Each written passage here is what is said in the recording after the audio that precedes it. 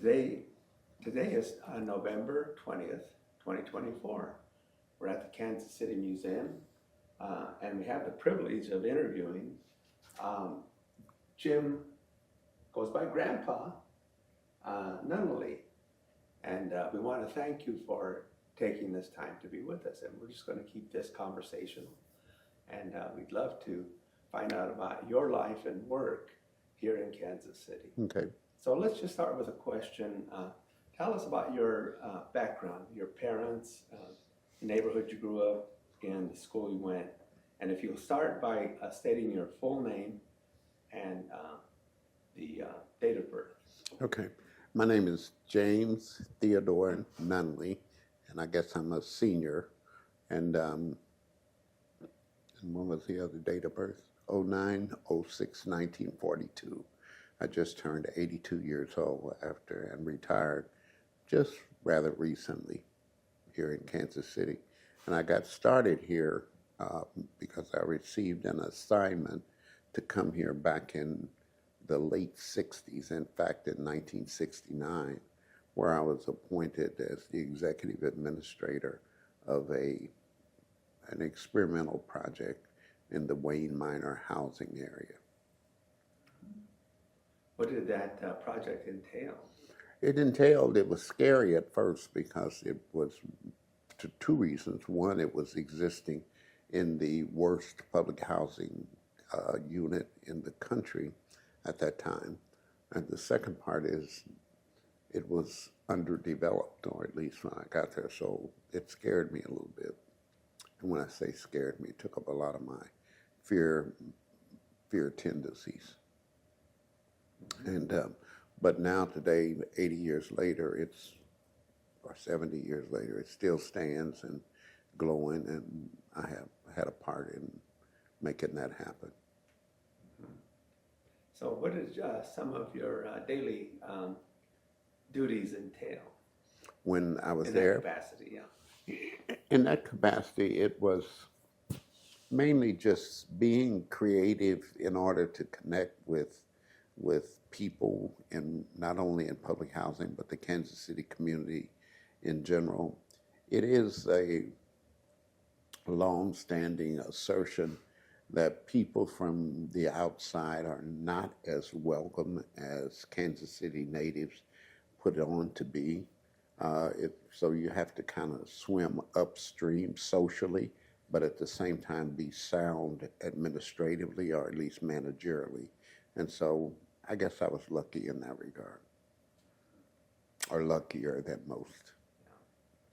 Now let's jump back a little bit about your upbringing. Were you brought up in Kansas City or another city? I was brought up in Columbia, Missouri, which is why I referenced coming here in 1969 with that assignment. And for the most part, your question kind of like seems to infer, you want to know, kind of like I was born in a typical, a black family in a small town, and went to a segregated high school. And for the most part, I think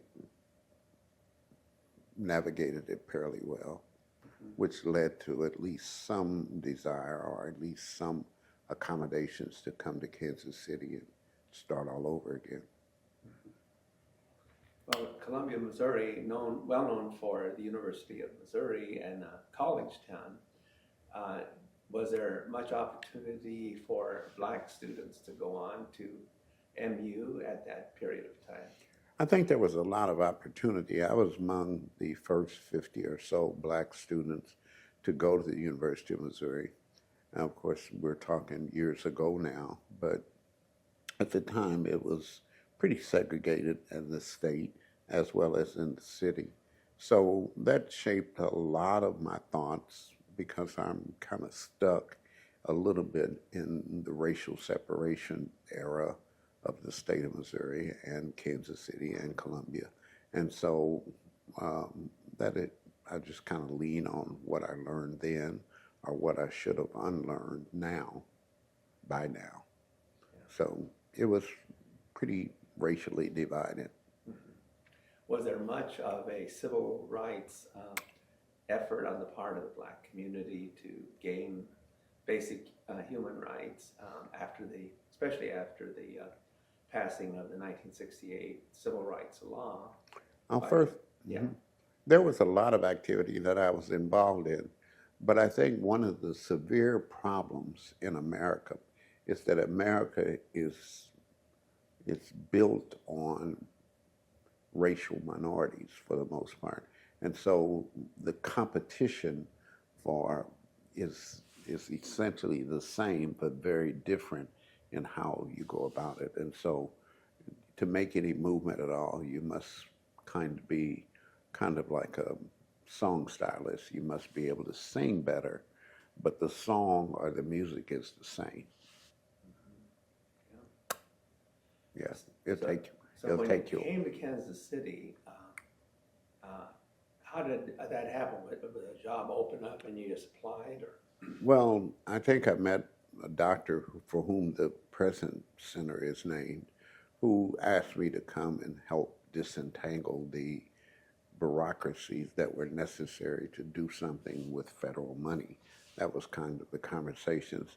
And one of the things that I bring to everything, I'm not afraid of disentanglement, because it requires sometimes starting all over again, sometimes building onto it, sometimes imagining something that never was.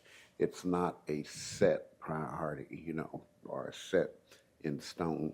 And I think anybody that knows me knows that I'm generally not afraid of that disentanglement exercise.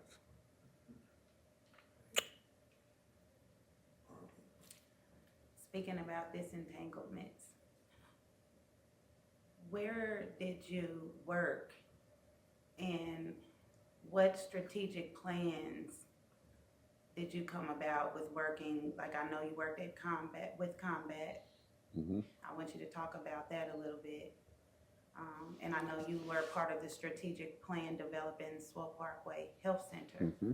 And I want you to talk about that a little bit and the challenges that you faced and the advantages that you faced. Well, after reading your questions, I thought you might want to tap into that part of me. And some of it was just plain ignorance. I just didn't know what I was getting into.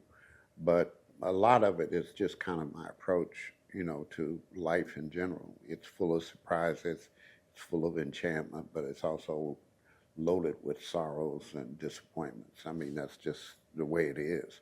And if you're looking for an island in the Caribbean, it doesn't exist, or at least it doesn't exist in the operation and development of good things. Now, you mentioned about combat.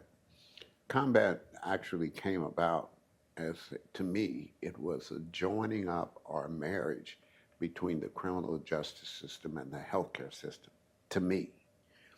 But to people, they were wanting to get rid of the drugs that were destroying families and upsetting the norm in the criminal justice system. Now, I say that because the police wanted to do something about drugs, but it wasn't the same thing as their approach to it wasn't the same as it would have been some family that was affected by drugs. So trying to balance that was probably one of my more difficult assignments. But just trying to make something out of it, it looked like it was the best thing to join the healthcare system, which I was familiar with the criminal justice system, which I wasn't familiar with. And the reason I referenced the first part is because it's incumbent upon everybody who attempts to do something. They must take into account not only the history, but the leftovers that history doesn't talk about. And it is in that area that you almost have to either become an expert at, but more importantly, you should become more knowledgeable about the instinctive parts of management rather than the parts that's laid out for you. In other words, I don't follow my job descriptions very. I think you would know that, Orly. And you work well with youth.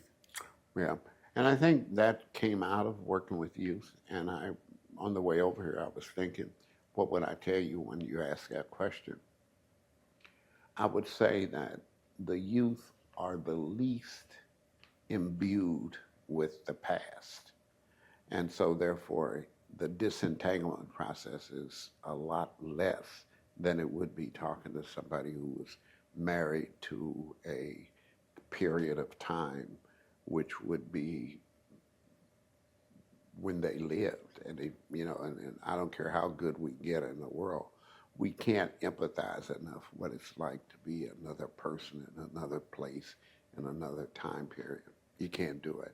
Now you can try and you can find the similarities or at least find the commonalities that may go with it, but it's hard to do.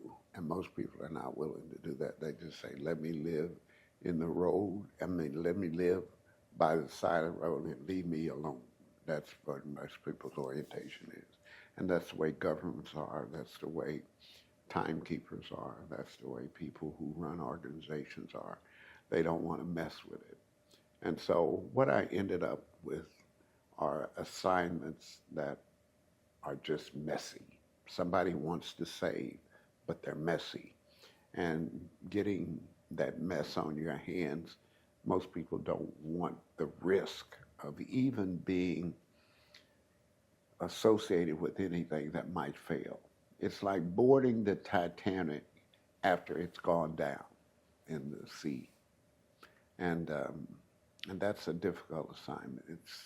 And as working with me, I try to get to the simplicity of something first.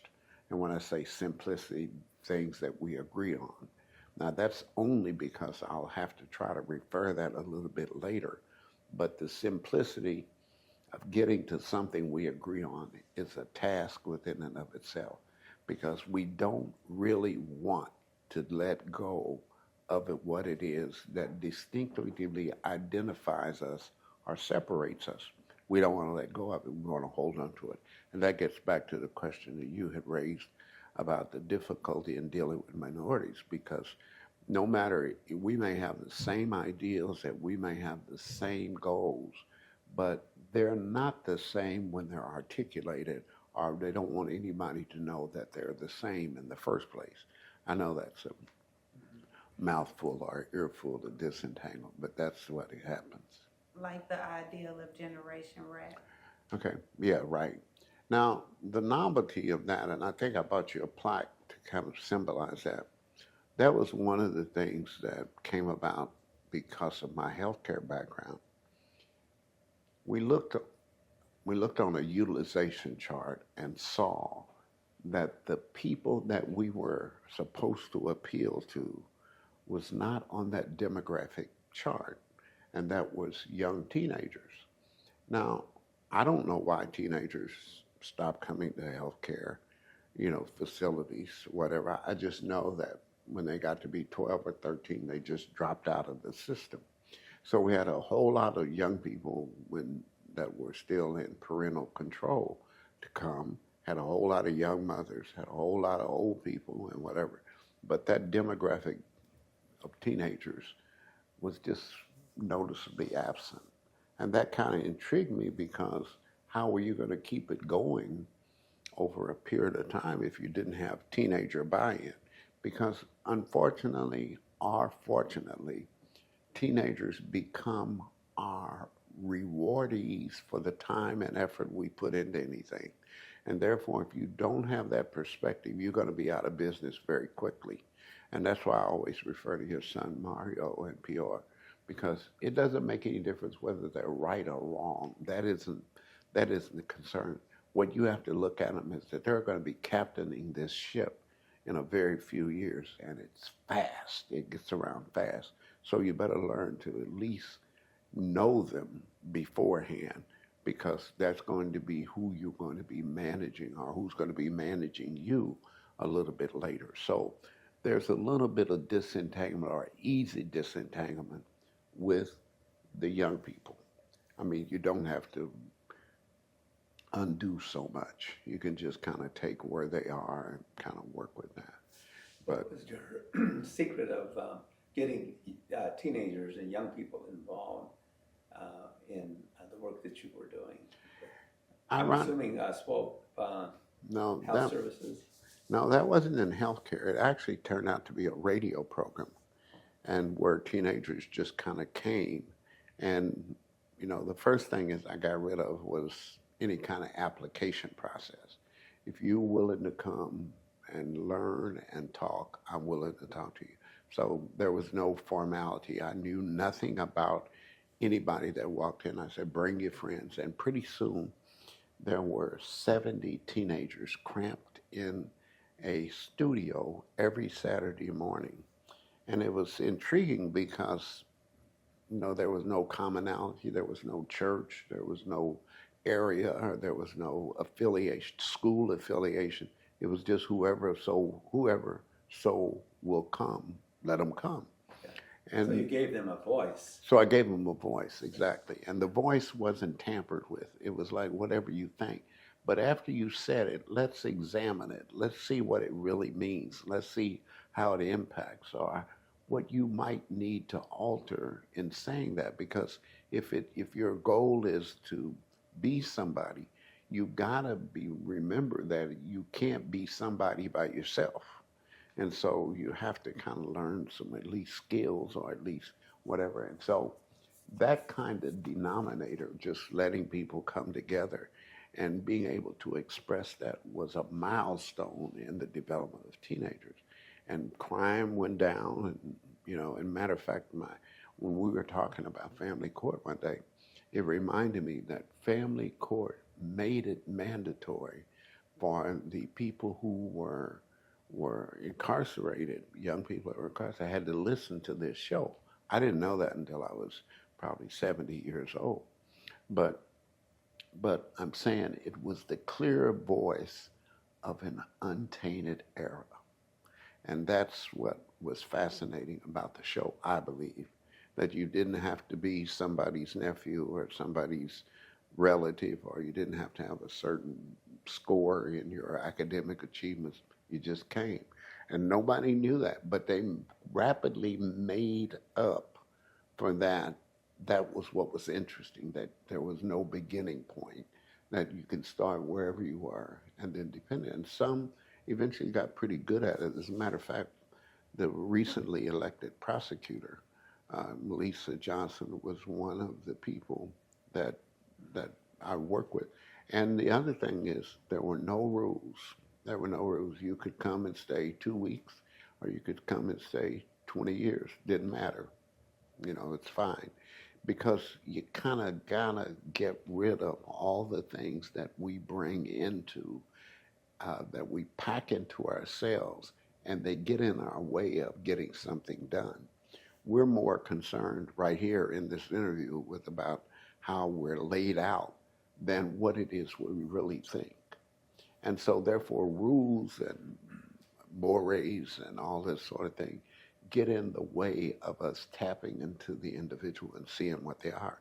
And even my work with you, Orly, we once talked about a speech impediment, and it's funny, but we don't even talk about the things that we're concerned about.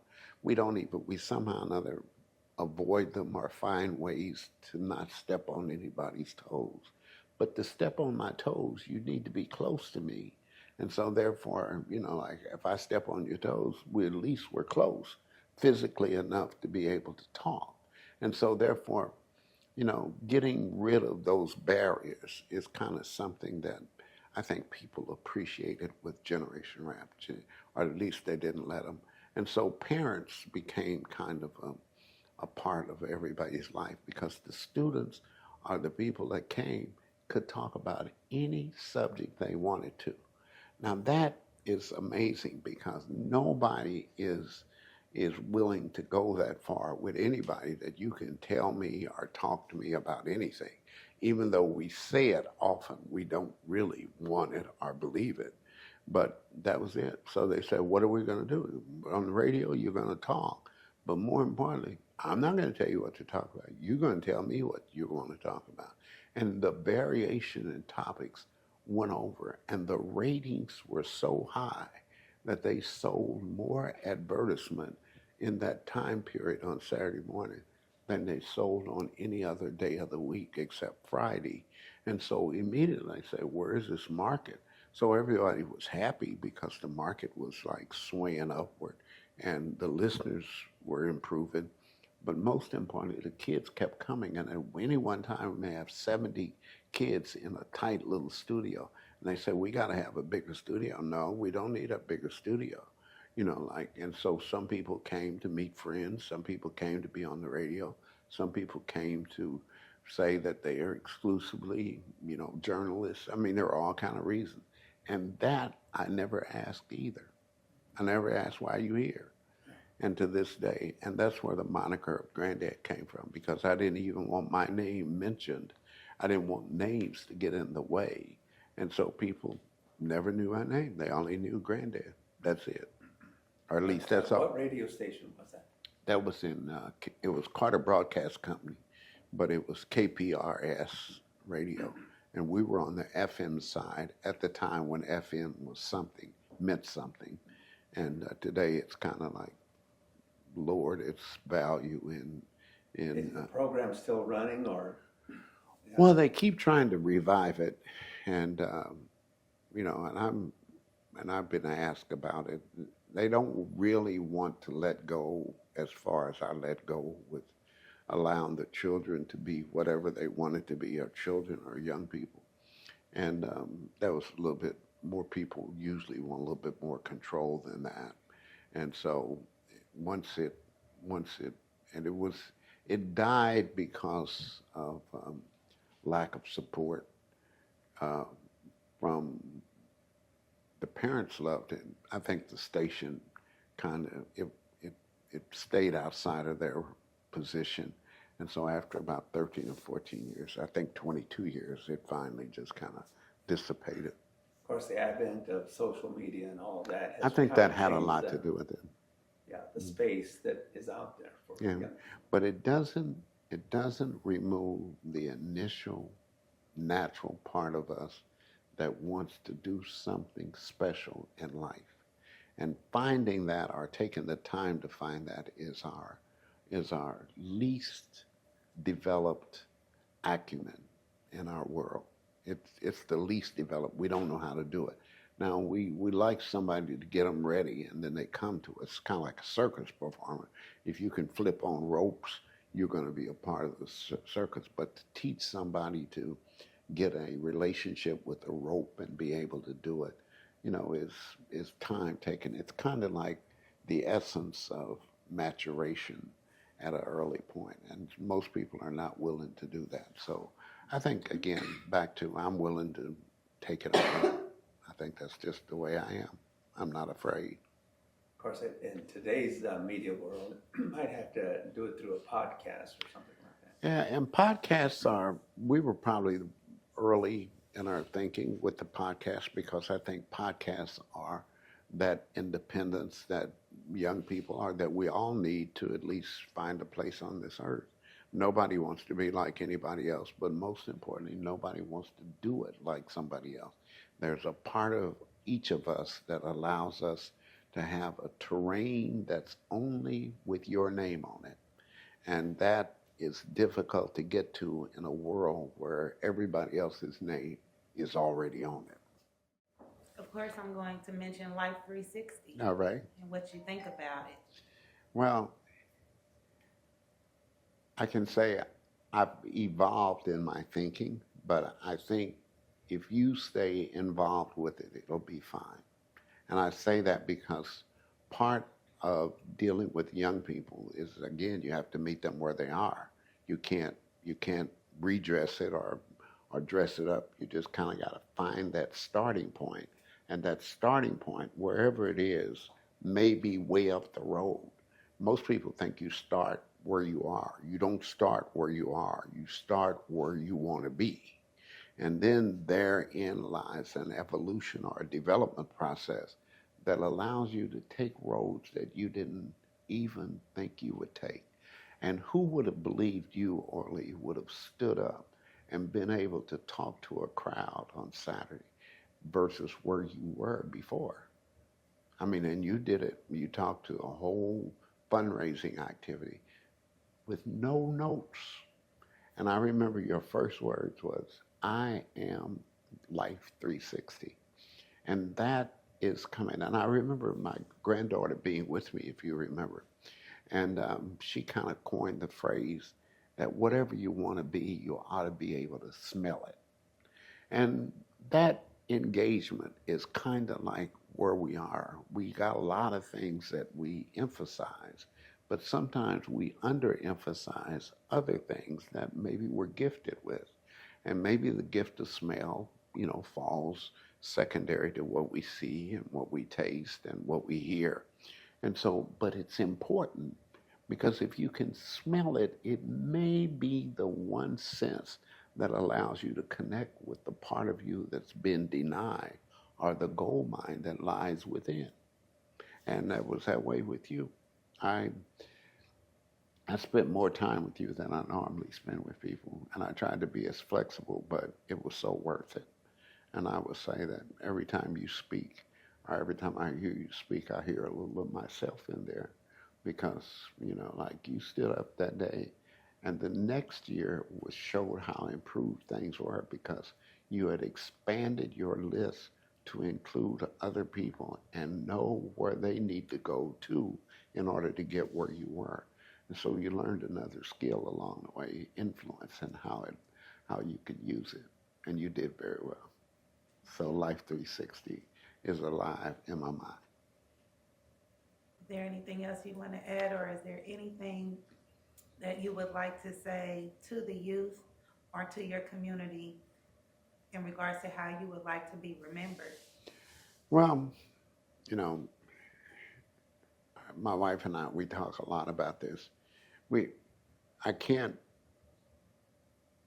I can't imagine my life without my family and especially my wife. I can't imagine it. I don't know how to do that. But I do know that a good relationship is worth its weight in gold. Not so much because you have to tell people what to do or they stick by your side or agree with you all the time, but because they're always there. It's kind of like putting money in the bank. It's somebody to believe that you are secure in whatever it is you think, whatever it is you believe, but most importantly, whatever you do. And our society emphasizes our remembering or even criminalizes what we do. And so you've kind of got to have somebody in your life that sort of tiptoes on the lines of demarcation, that happens. And with good relationships. And I must say that I've had a good relationship for a long time with my family, in particular my wife. Good relationship, and it helps. But back to your question about combat. The thing about combat that made it unique was that nobody had ever asked the drug person or the drugged person what it is they felt about the system. Now, again, remembering that I'm not afraid, I went to a jail and talked one-on-one with the 17 inmates that they had in jail for drug issues. And it's kind of funny that when you compare the two between what the people who put them in jail and the people who are in jail, they have a whole different viewpoint of the life. But there was one consistency, and no one ever said that drugs were bad. Now, I've never experienced a whole lot of drugs, trust me. But if you talk to somebody who's experienced drugs, they don't necessarily beat up on drugs the way the people who put them in jail beat up on drugs. Now, you may say that's a little odd and, you won't get to first base, but they didn't ask me my opinion about that job when I took it. What they asked my opinion about was I able to administer a program? And I said yes. So the administration of the program was a little bit different. Again, back with the kids, is kind of looking at the other side, because if you get that to a starting point, maybe just by chance, the starting part is more similar than where you are now, if you could get to a common starting point. And the common starting point is, did nobody like how it ended up? The druggies didn't like being ended up in jail, and the criminal justice system didn't like how it got to be that we had to arrest or put our lives at such difficulty at all moments, or in people's hands, or breaking down people's front doors, or the sirens at night, all the heartbreaks that go with the families and whatever. And so the first thing was try to get people to see that maybe drug addiction might be a health problem rather than a criminal justice problem. And when I say health, you have to kind of take off your traditional health of a doctor and whatever, because whatever it is, it might be a mind thing rather than something you can cure, as opposed to something that you have to corral. It was just a little different mindset. So I spent my time working with families and whatever. And when you say combat, it still remains after 50 years, and it gets voted in every 7 years, because there are more people addicted than people that are putting people in jail.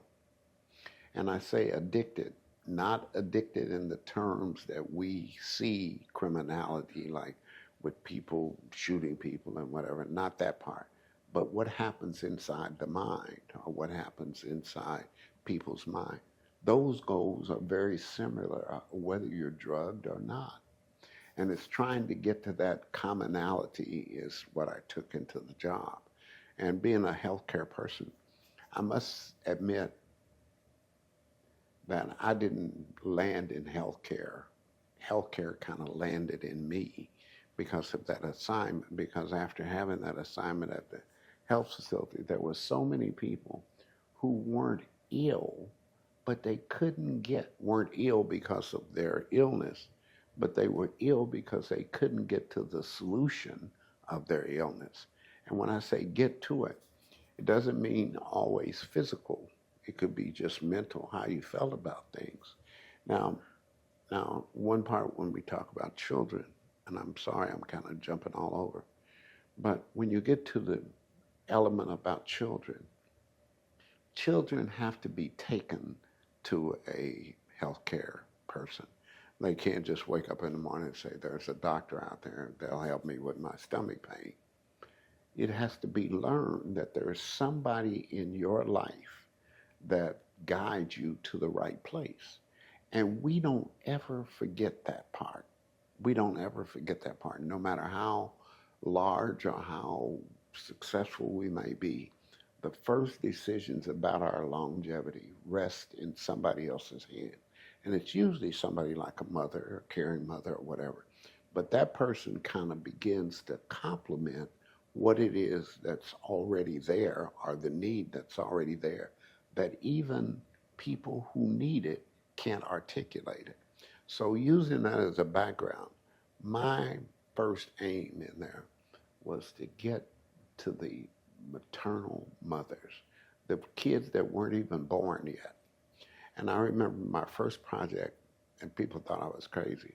We had a health fair, or a present fair for expectant mothers.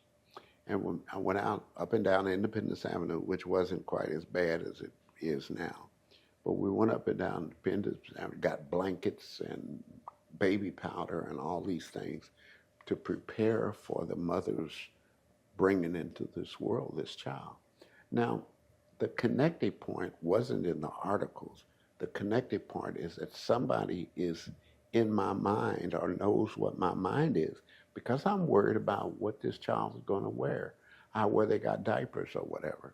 And we had a prenatal health fair.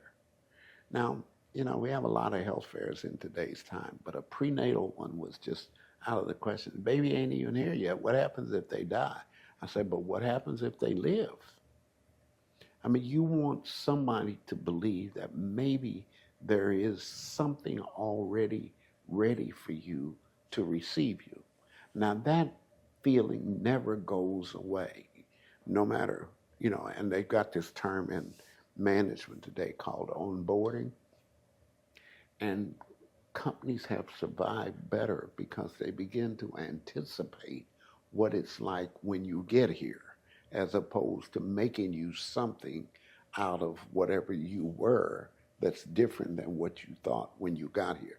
So it's kind of bridging those gaps. Again, fearless again, but that was my first project in the healthcare system. And 300 prenatal mothers came. But the funniest thing was, remember I mentioned to you that that line in our demographic charts was who was using, was under one, was the most, it just disappeared. They didn't come back when they were 13 or 14. So we made our effort to not only to elongate their experience, but to bring them back as many times as possible when they were growing up so that they would know where to go when things happen. Now that takes me back to the drug addiction. They said the teenagers are drug addicted. They're using drugs. And today they talk about, what is it, whatever it is. But whatever the drug is, the teenagers kind of get it first. So whatever it was, we got them to come back to where they had been becoming back to long before when their mothers brought them. So we never let go of them, even though we didn't see them, didn't know their names. And one of the things that we had was a naming ceremony for all the unborn kids. Now, if you don't think that that attracts people, ask any mother when she's pregnant, what are you going to name your baby? And you've got an immediate conversation that may go on for hours about it, and you'll learn so much about their family. So what we had was a bunch of people to go out and find prenatal mothers. Now, wherever they were, and of course at the same time, this area was flooded by incoming immigrants, Vietnamese, Africans, and whatever. And so we started with that group and got them connected with a healthcare facility, because the same healthcare facility that gets you in the world should pick up when you get drug addicted. So I'm trying to explain that it's not a disconnect as much as it is a reconnect. And that's been my basic approach to building things. To help those who might view this video, could you give us just sort of the history of combat, how it started, who was involved beside yourself, and what the goals are, and what are how the goals changed over time? Well, where are they headed now, I guess. I understand that. But the first question was, remember I suggested that they wanted to go at it from a law enforcement point of view. So my idea was to connect it with the healthcare, or reconnect it with the healthcare system. Now, so that meant that hospitals began to take up drug treatment as a illness rather than as a criminal offense. Now, and it depends on where you put them. If you think of a criminal offense, you put them in jail. If you look at them as a as a health, you put them in a hospital. Those are two different places with two different connotations. And I'm just saying, using that principle, or these using over, was kind of what it is. So I was an againer in the system. I wasn't well liked, or at least around people, because it was hard to take on, or hard to find out where this was going. But once we got the family and the mother and all of those connected with the same person that was addicted, we begin to trust the system to treat them rather than to corral or incarcerate them. Does that make sense?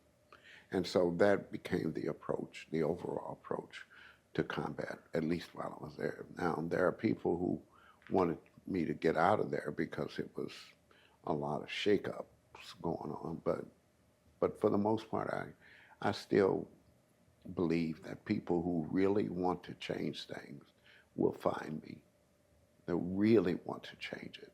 And so the history of it was to put people with drug addiction in jail rather than to get rid of the drugs. And to get rid of the drugs was part of the treatment process that I had become a part of.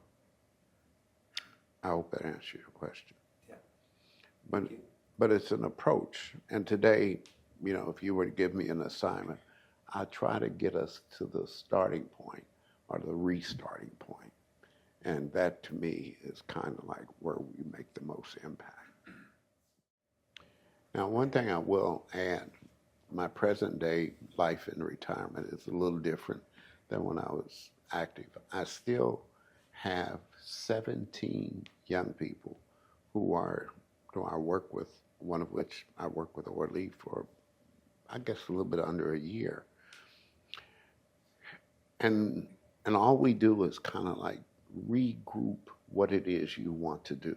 And when I say regroup it, not tell you what to do, but to find out that starting point. What do you think? Where are we going? And to make sure that you are going to help yourself achieve. Would you agree with that? Not me, not a teacher, not somebody out there with a lot of money, but it's going to be you. So the change you're seeking for is partly in you.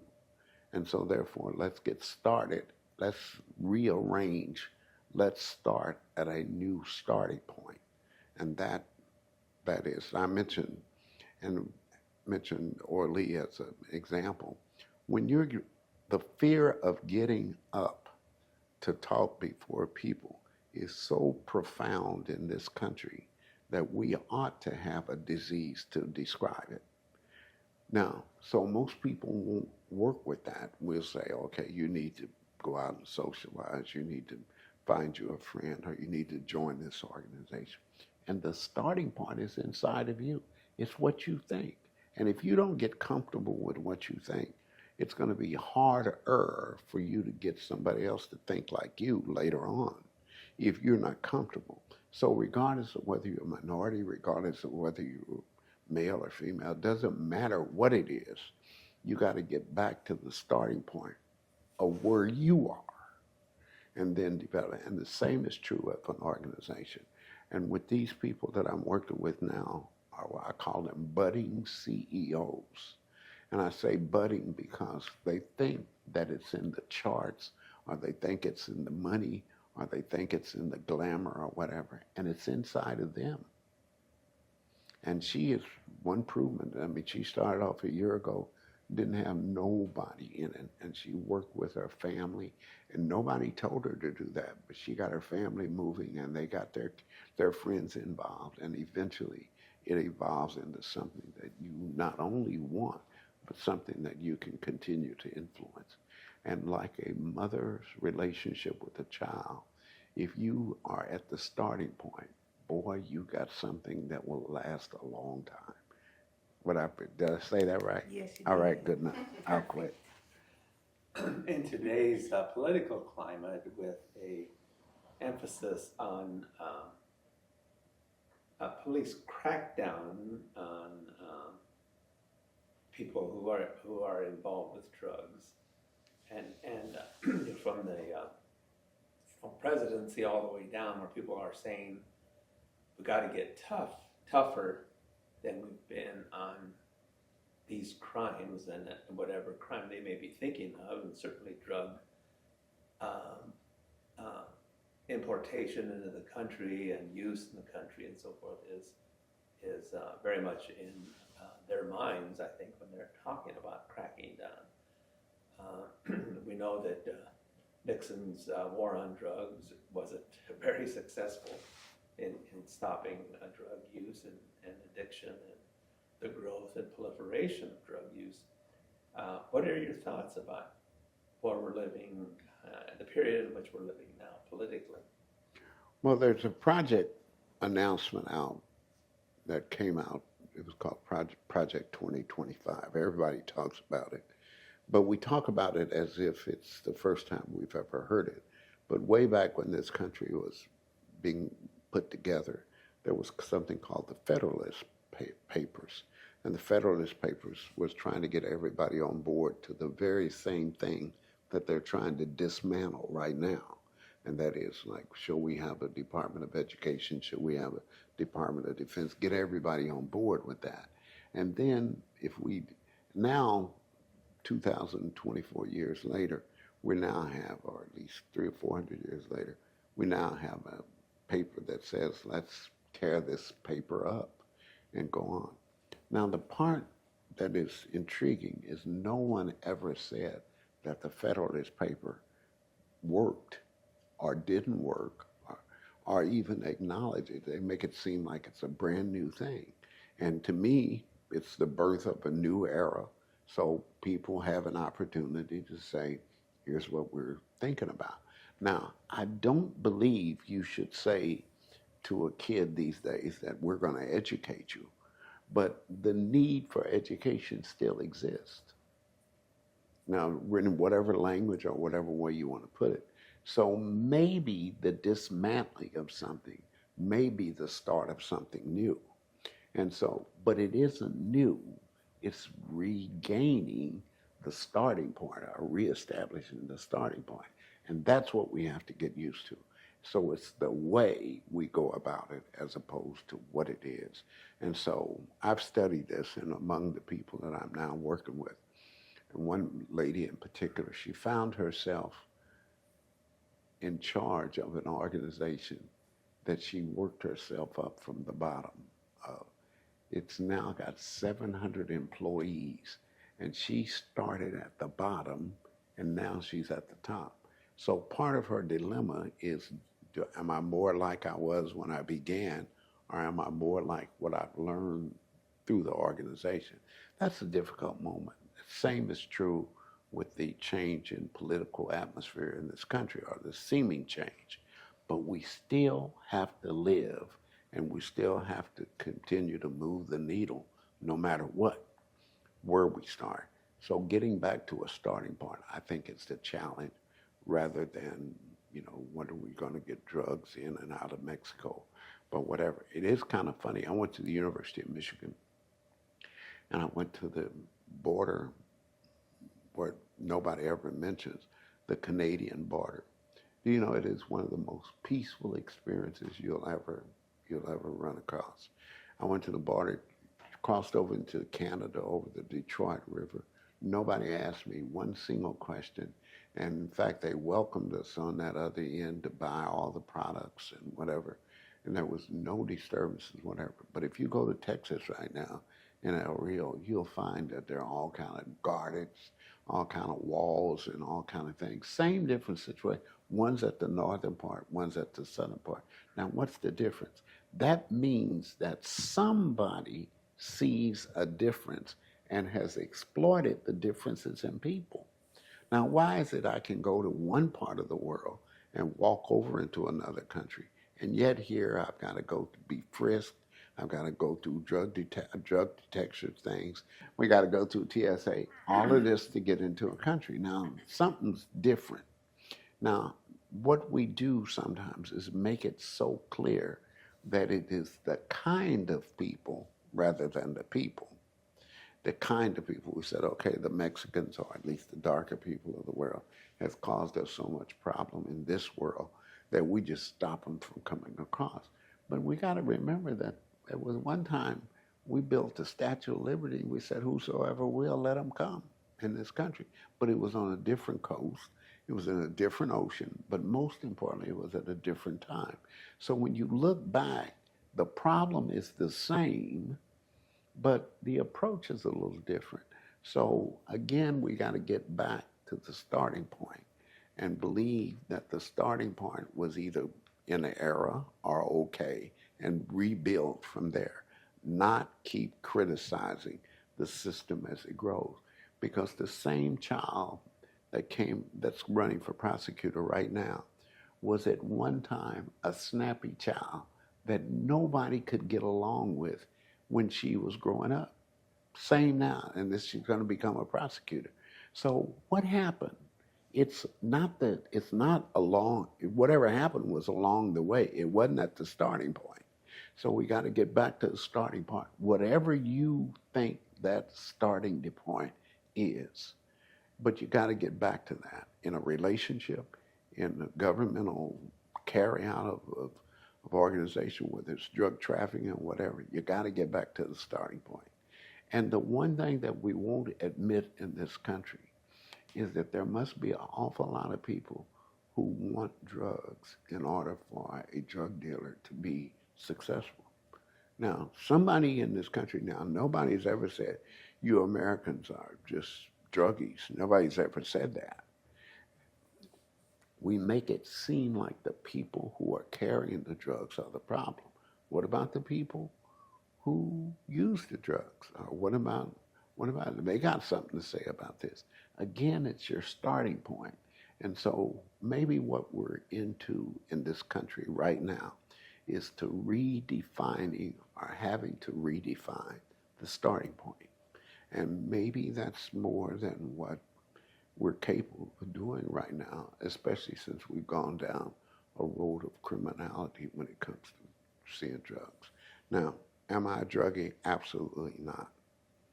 And one of the things that I'm most proud of in my whole years of being reasonably successful in managing places, that I quit drinking everything, when I took that job at Combat, because it was a loaded question, because I went back and just reviewed all the people that had been in that job before or been successful. Most of them were teetotalers. And the reason that they were successful was because they became victimized by the same organization that they were supposed to move along the needle. And I'm saying most of them got DWIs. And I'm saying to you is that what is it about a DWI that makes it so horrible? It makes it horrible because it's embarrassing, not because you drink, but because it's embarrassing as a public official that you get caught up in drinking. But that ought to say to you is that maybe it ain't the drugs. Maybe it's the individual. And so therefore, like I stopped drinking. I would not take a drink. My wife and I went on 4 or 5 cruises during that period. Never even drank on my birthday, nothing. For 25 straight years, nothing. And that's because I didn't want to fall victimized to that system. And don't you think I haven't been stopped? But I'm saying to you is that we got to get back to the starting point. And the starting point is whether or not, who's really feeding the drug lion? Who's really feeding them? And maybe it's us. I don't know that to be the truth, but another way of thinking. How would you like to be remembered? Oh my God, that's one question that I've struggled with. I'm reading a book right now called Every Tuesday with Maury. And this is written by a famous journalist who traced the history of this old professor and their relationship. And then now, as the old professor gets older, losing many of his mental faculties and whatever, and also physical parts, he's crippled with ALS. And so there are many physical changes that go on in his life. But this young student continues to talk with him over a period of time. So my answer to the question, how would I like to be remembered? I'd want to be remembered in the same vein that this young student remembered his professor. And that is through the good times long enough to really get the full impact of life. Because what really is happening is we get there too soon with nobody else around. And I say that because the word of a long life is kind of like, doesn't mean life after war. As a matter of fact, in the Vietnam War in 1973, people were only expected to live to be 60 years old. And when the Social Security system was put together in 1935, it was unheard of to live to be 60. Now, this book, Every Tuesday with Maury, shows how long we can actually live. We may outlive our own thinking. So therefore, we've got to be prepared for a longer life, but we've got to prepare others for us to live longer. Because if we think we're going to die when we're born, then you never will be prepared to live when you're 80. And that's kind of my big, how I'd like to be remembered was to increasing how long we live in the simple question, in one way or the other.